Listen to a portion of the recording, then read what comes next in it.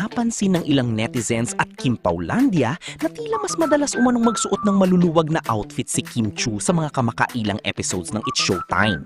Dahil dito, muling umusbong ang iba't ibang haka-haka sa social media tungkol sa dahilan ng kanyang wardrobe choices. May ilang fans ang nag-uugnay nito sa mga nauna ng espekulasyon tungkol sa personal na buhay ng aktres.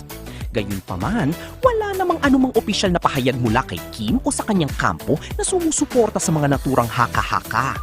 Posible ring maraming ibang dahilan kung bakit pinipili ng isang artista ang maluluwag na kasuotan, gaya ng estilo, comfortability o requirements ng programa. Sa ngayon, nananatiling walang kumpirmasyon ng anumang usapin tungkol sa pagbubuntis ni Kim.